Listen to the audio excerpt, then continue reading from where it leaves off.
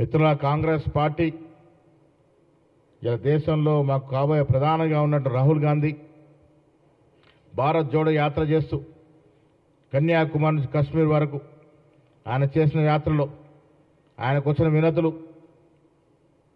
ఆయనకు వచ్చినటువంటి రిక్వెస్ట్లు, ఆయన భౌగోళికంగా స్థితిగతులు, అక్కడ ఉన్న పరిస్థితులు, ఆయన విన్న ఆక్రందనలు, ఆయన విన్న దుఃఖ సాగరాలు విన్న తర్వాతే ఈ దేశంలో కుల సర్వే జరగాలి, ఈ దేశంలో అట్టడుగున్నటువంటి ఎస్సీ ఎస్టీ బీసీ మైనార్టీలకి వారికి రావాల్సిన వాటా రావాలి అన్న తలంపుతో కుల సర్వేకి ఆదేశిస్తే భారతదేశ స్వాతంత్ర చరిత్రలో మొదటిసారిగా కుల సర్వే జరిపి మేమున్నాము మీకు అనేటువంటి ఒక మాటని ఇచ్చి నిలబెట్టుకున్న కాంగ్రెస్ పార్టీ ఈ రాష్ట్రంలో కుల సర్వే చేస్తే వారు 10 ఏళ్ళ చేయలేదు, మనం చేస్తే తప్పులు తీస్తూ ఉన్నారు. కుల సర్వేలో పాల్గొన్నటువంటి కేసీఆర్, కేటీఆర్, హరీష్ రావుకి ఏం హక్కు ఉంది అని అడుగుతా ఉన్నాను. కుల సర్వే గురించి మాట్లాడేది కాంగ్రెస్ పార్టీ ఇచ్చిన మాట నిలబెట్టుకుంది. బీసీ కుల సర్వే కానీ ఎస్సీ సబ్ కలెక్షన్ కానీ చేసి తీరింది.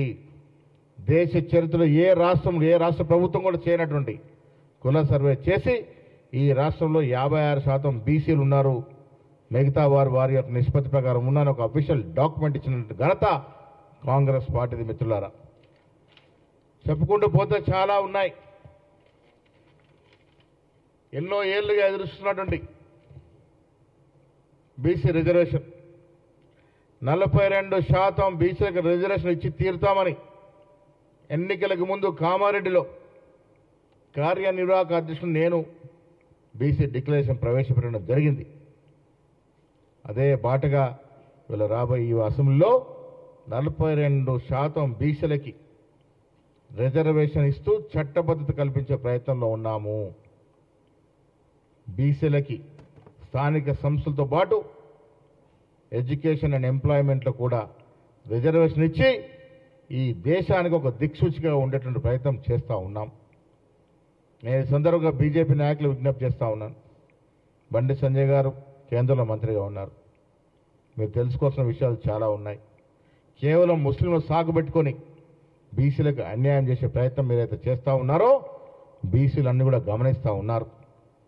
ఈ దేశంలో ముస్లింలు భాగస్వామ్యం, ఈ రాష్ట్రంలో ముస్లింలు భాగస్వామ్యం 56% ఓబీసీలు ఉన్నారన్న మాట మేము చెప్పాం. అది సాగుగా పెట్టుకొని మీరు బీసీలకు అన్యాయం చేసే ప్రయత్నం మీద చేస్తూ ఉన్నారు. బండి సంజయ్ గారు, మిమ్మల్ని ఈ రాష్ట్ర బీసీలు క్షమించరు.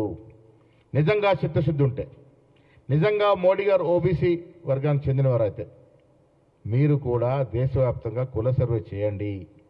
వచ్చే సెన్సస్లో కులాన్ని తోడు చేసి కుల సర్వే చేయండి.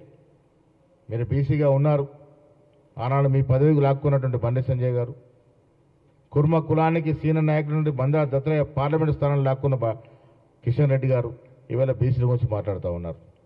ఎంత విడ్డూరం అండి! ఒక అధ్యక్షుడు ఉన్నట్టు బండి సంజయ్ పదవి లాక్కుంటాడు, ఒక పార్లమెంట్ సభ ఎన్నో పార్లు ప్రాతినిధ్య కేంద్ర మంత్రిగా చేసినట్టు బండారు దత్తరయ్య గారు పార్లమెంటు స్థానాన్ని లాక్కుంటాడు. ఆయన ఇవాళ బీసీల గురించి మాట్లాడతారు. ఇది ఎక్కడ విడ్డూరమో మాకు అర్థమైతలేదు. ఇవాళ మహిళలు విజయశాంతి గారికి శాసనమండలిలో హైకమాండ్ స్థానం ఇచ్చింది అంటే మాకు మహిళల పట్ల గౌరవం ఉంది. మహిళా లోకానికి ప్రతీక అయినటువంటి విజయశాంతి గారిని ఇవాళ కౌన్సిల్ తీసుకొచ్చి మహిళల పట్ల మాకున్న చిత్తశుద్ధిని చాటుకున్నాం. 5 ఏళ్ళు ఒక్క మహిళ కూడా మంత్రివర్గం లేకుండా మంత్రివర్గం నడిపినటువంటి చరిత్ర కేసీఆర్ గారిది. వీళ్ళిద్దరు మహిళలకి మేము మంత్రివర్గంలో స్థానం ఇచ్చినాం. ఇలా 3 స్థానాలతో ఒక స్థానంలో మహిళని అవకాశం ఇచ్చినాం. ఫ్రీ బస్సు ఇస్తూ ఉన్నాం. ప్రతి దాంట్లో మహిళల హక్కుల్ని కాపాడుతూ ముందుకు వెళ్తూ ఉన్నాం.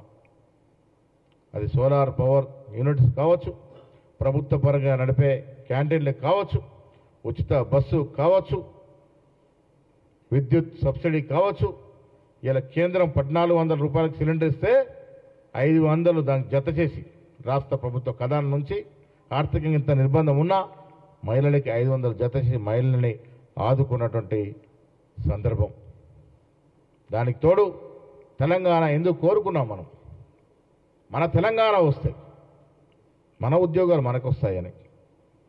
ఎంతమంది నిరుద్యోగులు బలిదానం చేసే తెలంగాణ వచ్చింది. అలాంటి కుటుంబాలని ఆదుకున్న దాఖలాలు ఏమైనా ఉన్నాయా కేసీఆర్ గారు? ప్రపంచంలో ఏ మూల ఏ క్షణం ఏం జరుగుతుందో వేగంగా తెలుసుకోవడానికి తొలి వెలుగు వాట్సాప్ ఛానల్ని ఫాలో చేయండి.